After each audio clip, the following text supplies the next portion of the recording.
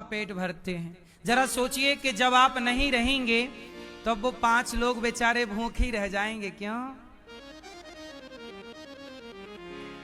क्योंकि पेट तो आप भरते हैं ना। जब आप होंगे नहीं तो वो तो बेचारे भूखे रहेंगे, क्योंकि पेट तो आप भरते हैं। मेरी मां, तुम किसी का पेट भर भगवान है, लेकिन आप लोग क्या बोलते हैं? मैं पेट भरती हूं, मैं खिला, मैं ना भरूं तो पेट ही ना भर तेरा। सोचो, ये भी अभिमान है। मैं कि कुत्ता बोलो। हाँ, गाड़ी तो बैल ही चला रहे थे, ये कुत्ता झूठे ही अपनी छाती पीट रहा, मैं। ऐसे ही सबकी गाड़ियां भगवान चलाते हैं, आप झूठे ही अपनी छाती पीटते रहते हो। हमने ये किया, हमने ये किया, मैंने ये किया, मैं। इसलिए बकरों की संख्या ज्यादा है। जो मैं करता रहता, अगले जन्म में क्या बनेगा? मैं। वही बकरा बन जाता, फिर उसकी गर्दन टै। तभी तुम्हारी गर्दन कटती है। ये मैं नहीं, मैं संपत्ति उसका। मैं वैसे भी जलने ही आज जिस रास्ते में जा रही हूं ना, तुझे भी आखिरी रास्ता सबका शमशान की ओर ही जाता है। आखिरी रास्ता सबका किस ओर जाता है? आखिरी यात्राएं, आप कितनी भी बड़ी बड़ी यात्राएं कर लो, पर अंतिम यात्रा तो शमशान की ओर ही लेकर जाएगी। इसलिए बहन देख, इतने बड़े बोल ना बोल। डोली बोली, चल हट जा मेरे रास्ते से। डोली अभी नया नया खून है, नई नई गर्मी है।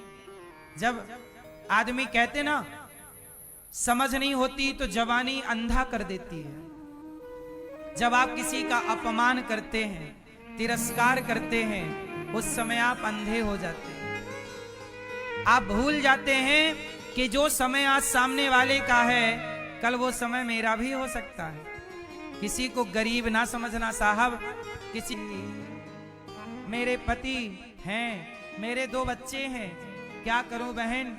पति और बच्चे को छोड़कर जाना पड़ा, मौत आ गई ना, तो मैं बसा के जा रही हूं अपने बच्चों को संस्कार देकर। और क्या करूं? तुझे देखें पिया तेरे हंसते पिया, मुझे देखें पिया मेरे रोते पिया। और मेरे पति मुझे कंधा दे रहे, रो रहे हैं, बोल रहे हैं तूने तो बोला था साथ जिएंगे, साथ मरेंगे, 7 जन्म की कसम, और छोड़ के चली गई। तुझे देखें पिया तेरे हंसते पीते। गोपियों के मध्य भी भगवान प्रकट हो गए और गोपियों के साथ दिव्य महारास रचाया। जितनी गोपियां उतने कृष्ण बनकर भगवान ने गोपियों के संग दिव्य महारास रचाया। शंकर जी भी उस रास में सम्मिलित हुए, सब बड़े प्रेम से उस रास में सम्मिलित हुए। इसके बाद भगवान ने सुदर्शन और शंखचूड़ नाम के दैत्य का उद्धार किया। इसके बाद भगवान की दिव्य रास लीला, खंड लीला है। अरिष्टासुर का अक्रूर जी आए, अरिष्टासुर का उद्धार हुआ। अक्रूर जी को, केसी और व्योमासुर को भगवान ने मारा। अक्रूर जी भगवान को लेने आए, मथुरा चलो। जब मथुरा जाने लगे ना भगवान, तो मथुरा जब जाने लगे तो गोपियां सामने पढ़ने के लिए उज्जैन गए। 64 दिन में 64 कलाएं सीख कर आए। अच्छा, भगवान राम में कितनी कलाएं हैं? उत्तर दो, कितनी? मैया, पीछे वाली मैया। भगवान राम में कितनी कलाएं हैं? 12। कौन बोल रहा है? और भगवान कृष्ण में कितनी है? 16। ये देखो, ये विचारधारा ना परेशान करने वाली विचारधारा। इनको ज्ञान मिला तो, पर गलत मिल गया। अब ये कहने लग गए, देखो गलत ज्ञान पाओगे तो गलत रटना लगाओगे। अब इनका दोष नहीं है, इन्हें जहां से ये ज्ञान सप्लाई हुआ गलती वहीं थी। ये कह रहे हैं कि भगवान राम में 12 कलाएं हैं और कृष्ण में कितनी बता रहे हैं? 16। अब बताइए बताइए कृष्ण की 16 कलाएं कौन कौन सी हैं?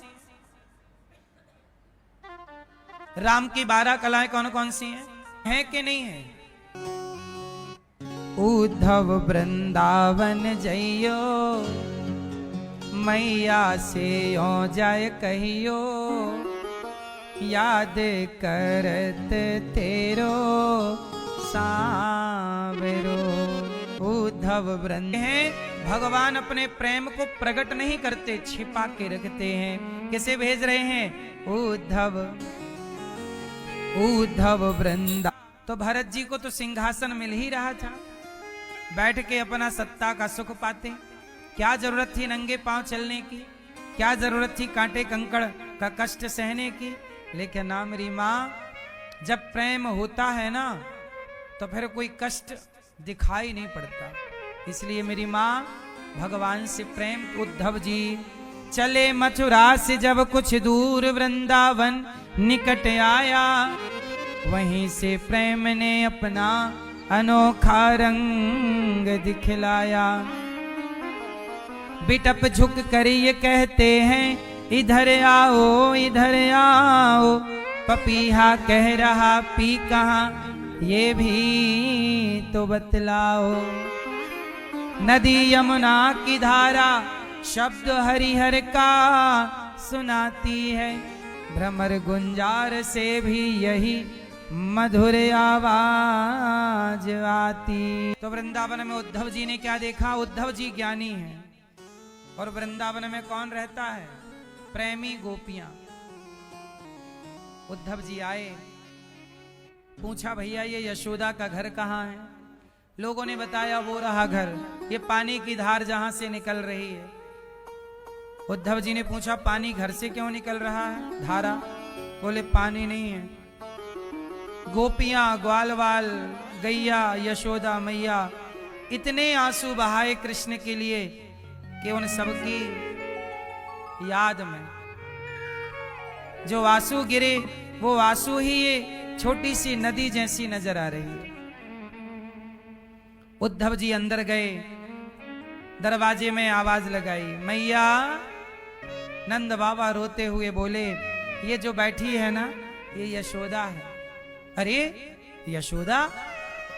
यशोदा तो कन्हैया की माँ है, उसे तो कितना साफ सुथरा होना चाहिए और कितना दिव्य होना चाहिए।